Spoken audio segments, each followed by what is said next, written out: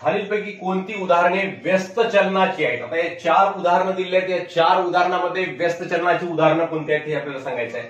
मजुरांची संख्या व त्यांना काम पूर्ण करण्यासाठी लागणारा वेळ. तुम्हाला आत्ताच सांगितलं, मजुरांची संख्या वाढवली की काम पूर्ण करण्यास लागणारा वेळ कसा होतो? कमी होतो. अजून एक उदाहरण आपल्याला सांगता येते बेटा.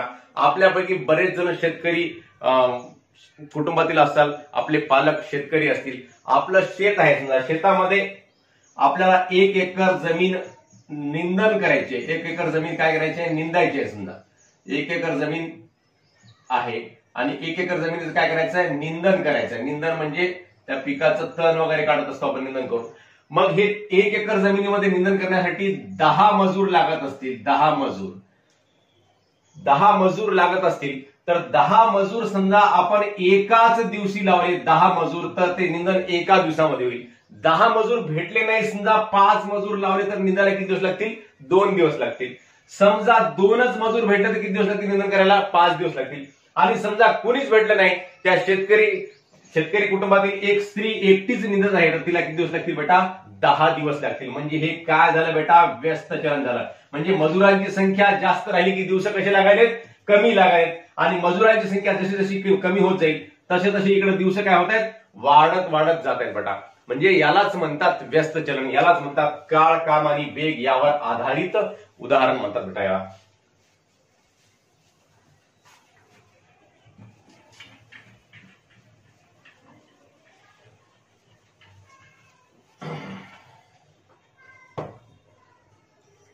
मग हे कशाचं उदाहरण आहे? मजुरांची संख्या व त्यांना काम पूर्ण करण्यासाठी लागणारा वेळ व्यस्त चलनाचं उदाहरण आहे.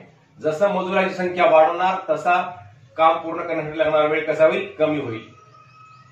व्यस्त चलन.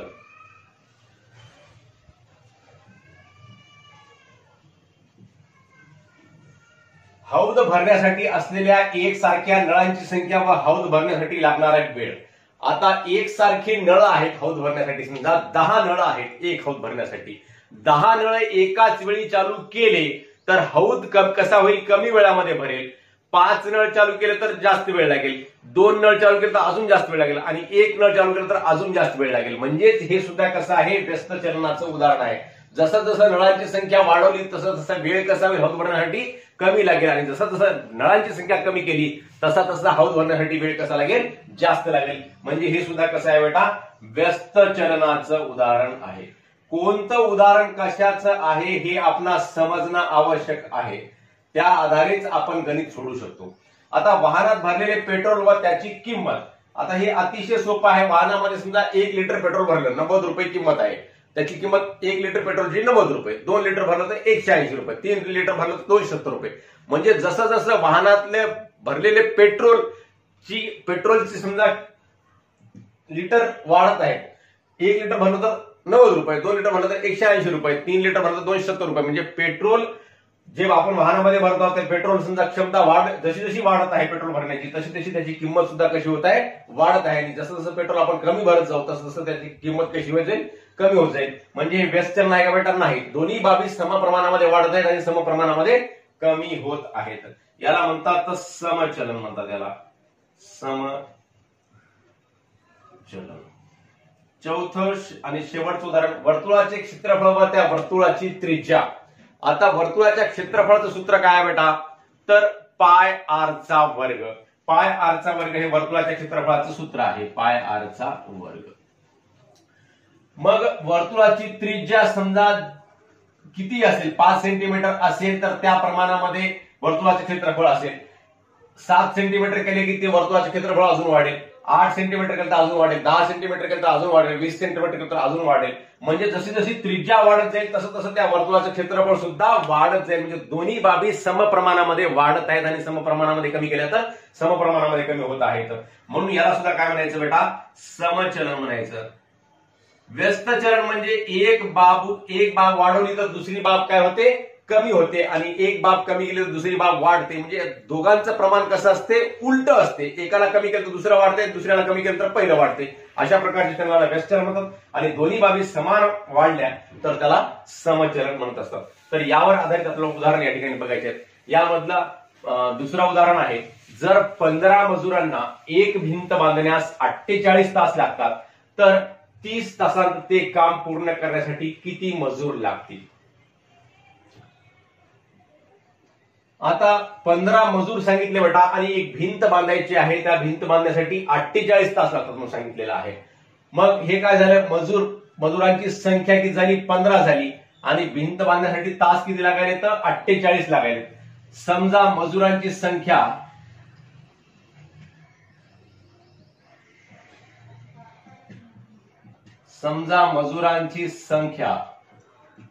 काय समजायची, x व लागणारे दिवस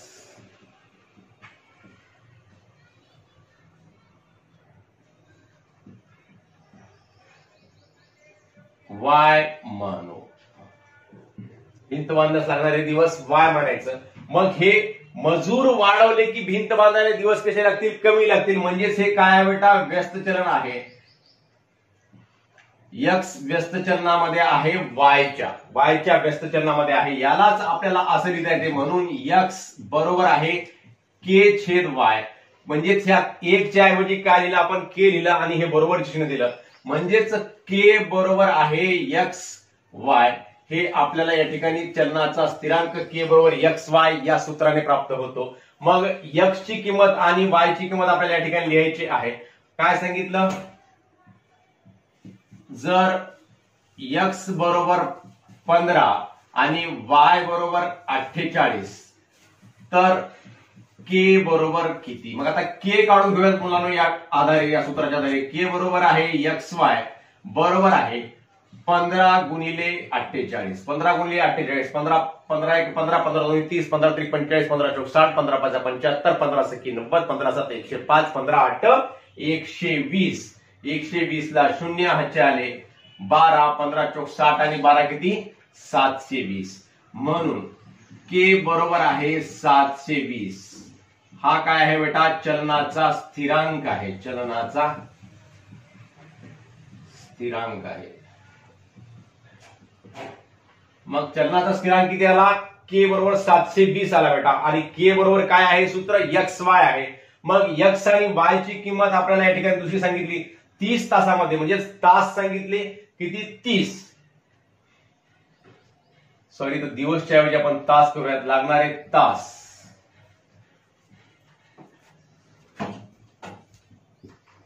मग आता x बरोबर आपल्याला काढायचं आहे आणि 30 तासामध्ये काम पूर्ण करायचं. म्हणजे y बरोबर 30. k बरोबर किती आहे बेटा, k बरोबर कायम राहणार हे 720. k म्हणजेच या x आणि y चा गुणाकार कायम राहणार आहे. म्हणजे 720 तासाचं ते एकूण काम आहे. मग y ची किंमत 30 असेल तर x ची किंमत किती, आपण काय करू शकतो, सरळ सरळ k बरोबर xy हे लिहून टाकायचं आणि k ची किंमत लिहायची 720 बरोबर आहे. x ला x, y ला किती लिहायचं 30 लिहायचं बेटा. म्हणून x बरोबर आहे 720/30. 0 0 कटले. मग 72 भागिले 3. 3 1 3 3 2 6. 7 मधून 6 गेले, 1 उरला, 12 झाले. 3 चोक 12 24. म्हणून x बरोबर किती आला या ठिकाणी, आता 24 आलं उत्तर. म्हणजेच x काय बेटा, तर मजुरांची संख्या आहे. म्हणून 24 मजूर, किंवा मग जसा प्रश्न विचारला तसं उत्तर लिहूयात. तर 30 तासांत ते काम पूर्ण करण्यासाठी 24 मजूर लागतील. म्हणून 30 तासांत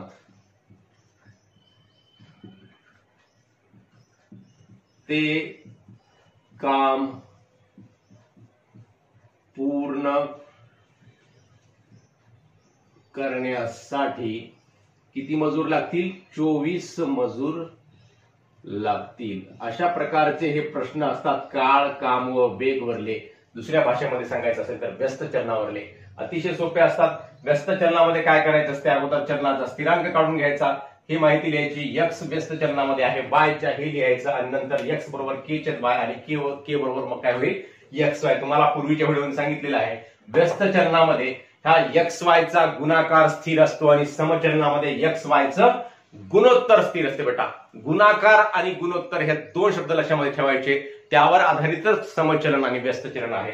मग समचलनामध्ये काय असते, x/y बरोबर k असते आणि इथं k बरोबर x आणि y चा गुणाकार असतो. अशा प्रकारे आपण हे दोन प्रश्न सोडवले आहेत. लगेच आपण पुढचे दोन प्रश्न सोडूया. तर मुलांनो, तिसरा प्रश्न आहे, पिशवीत दूध भरण्याच्या यंत्राद्वारे 3 मिनिटांत अर्ध्या लिटरच्या 120 पिशव्या भरल्या जातात, तर 1800 पिशव्या भरण्यासाठी किती वेळ लागेल? बेटा, 3 मिनिटांमध्ये 120 पिशव्या भरल्या जात आहेत आणि मग 1800 पिशव्या भरायचं आहे. म्हणजेच हे व्यस्त चलनाचं उदाहरण आहे का समचलनाचं उदाहरण आहे? थोडासा विचार करा. म्हणजेच जसा जसा पिशव्यांची संख्या जास्त भरायची असेल तसं तसा वेळ कसा होईल? जास्त लागेल. आणि पिशव्यांची संख्या कमी वेळामध्ये कमी पिशव्या भरल्या जातील, जास्त वेळामध्ये जास्त पिशव्या भरल्या जातील. म्हणजे हे समचलनाचं उदाहरण आहे. जरी काळ, काम व वेग यामध्ये दिलेलं असले तरी हे समचलनाचं उदाहरण आहे, समजून घ्या.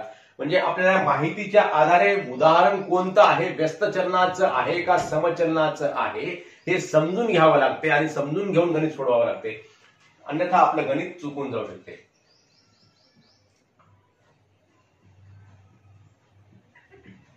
समजा पिशवी भरण्यासाठी लागणारा वेळ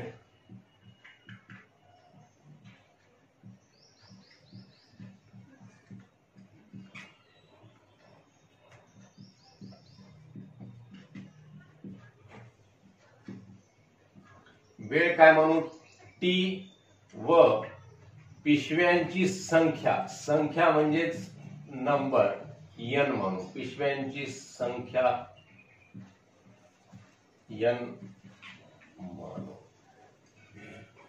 म्हणून उदाहरणातील माहितीनुसार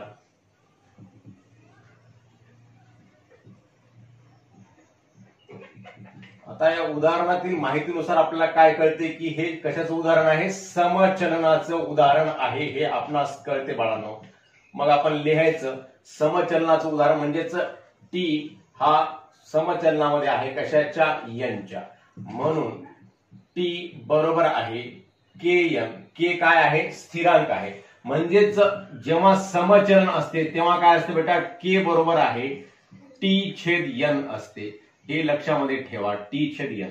म्हणजेच यांचं गुणोत्तर स्थिर असते, म्हणजेच या बाबींचं गुणोत्तर स्थिर असते. आणि व्यस्त चलनामध्ये काय असते? या दोघांचा गुणाकार स्थिर असते. म्हणजेच के बरोबर tn असते आणि इथं काय आहे? के बरोबर t/n आहे. मग आता काय करायचं आपण? टी बरोबर kn हे सूत्र जर घेतलं किंवा के बरोबर t/n. आता के ची किंमत आपण पहिल्यांदा काढूया. के ची किंमत कशी काढायची? 3 मिनिटांमध्ये. म्हणजेच टी किती आहे? टी बरोबर आहे 3 मिनिट आणि पिशव्यांची संख्या n बरोबर किती आहे? 120. तर के बरोबर किती? के बरोबर म्हणजे चलनाचा स्थिरांक आपण पहिल्यांदा काढून घ्यायचा मुलांना. मग के बरोबर आहे t/n. t/n म्हणजेच t/n बरोबर आहे 3/120 बरोबर आहे 3 एक 3 आणि 3 चौक 12 आणि शून्यला शून्यचा भाग म्हणून के बरोबर आहे 1/40. हा चलनाचा स्थिरांक या ठिकाणी प्राप्त झालेला आहे 1/40. मग 1/40 हा चलनाचा स्थिरांक प्राप्त झाला. मग आता पुढे काय करायचं बेटा? आता हे सूत्र टी बरोबर के न सूत्र लिहूयात. आता टी किती सांगितला? टी काढायचा आहे आणि n ची किंमत किती सांगितली? 1800 सांगितली. n बरोबर 1800, के बरोबर 1/40. तर टी बरोबर किती? मग आता हे सूत्र लिहा, के बरोबर t/n किंवा टी बरोबर kn हे सूत्र लिहा. कोणतेही लिहू शकता तुम्ही. आपल्याला टी काढायचं आहे म्हणून टी बरोबर आपण काय करूयात? kn हे सूत्र लिहूयात. बरोबर काय होते मग? के ची किंमत 1/40 आणि n ची किंमत किती आहे? 1800 आहे बेटा. मग 1800 मधला हा शून्य कटतो आणि हा शून्य कटतो. 4 ने 180 ला भागलं. 4 एक 4, 4 चौक 16. 18 मधून 16 गेले, 2 उरले, 20 झाले, 4 पंचे 20. म्हणजेच टी बरोबर किती आला बेटा? 45. हे काय आहे? 45 इथं 3 मिनिट मध्ये लिहिलेलं आहे. म्हणजेच हे काय आहे? मिनिट मध्ये आहे. इथं जर तासामध्ये दिलं असतं तर हे सुद्धा कशामध्ये आलं असतं? तासामध्ये आलं असतं. मग शेवटी लिहायचं म्हणून 1800 पिशव्या भरण्यासाठी 45 मिनिट लागतील. म्हणून 1800 पिशव्या भरण्यासाठी 45 मिनिटे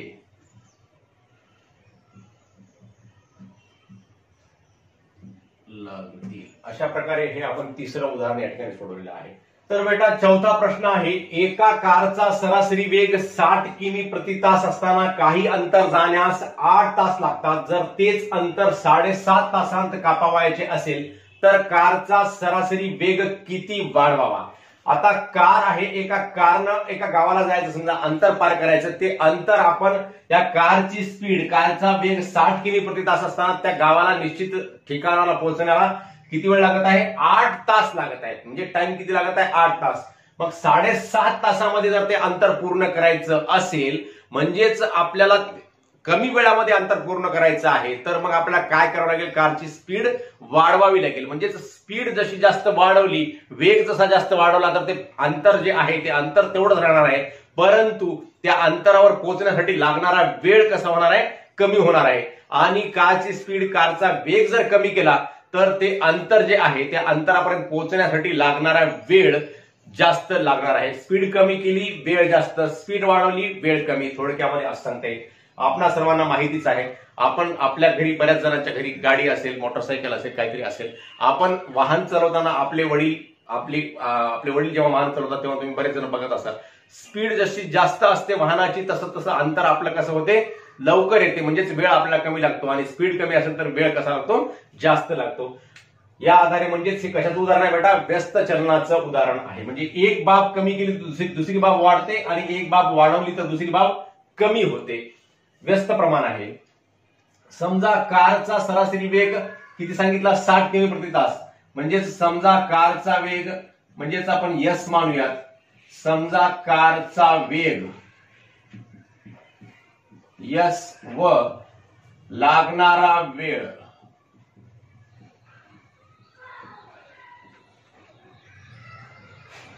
टी मानू, लागणारा वेळ टी मानू.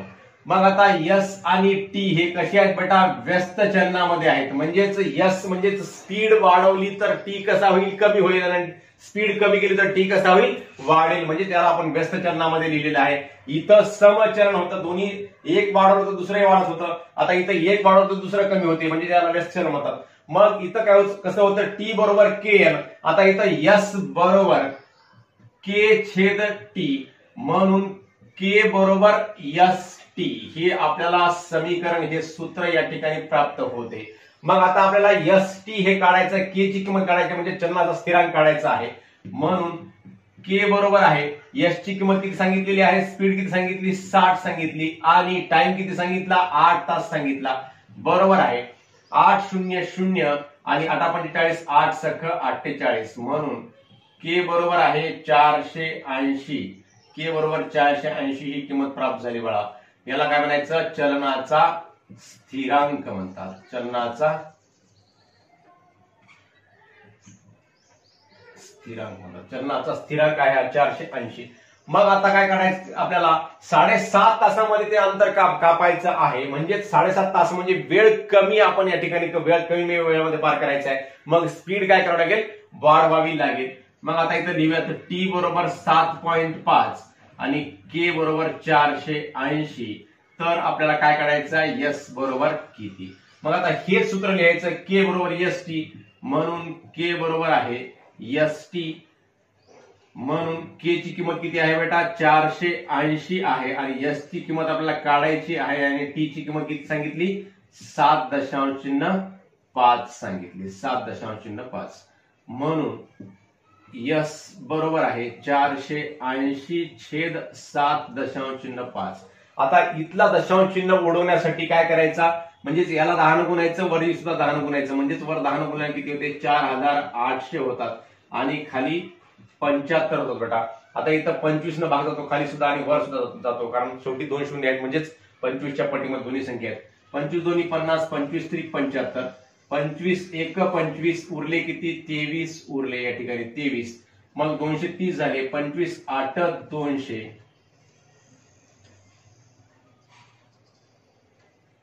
25 8 200, 25 9 सव्वा 200, सॉरी 25 9 सव्वा 200चा भाग जातो, 25 9 सव्वा 200, मग 5 उरले, 25 दोन्ही 50, बरोबर आहे 192 छेद 3.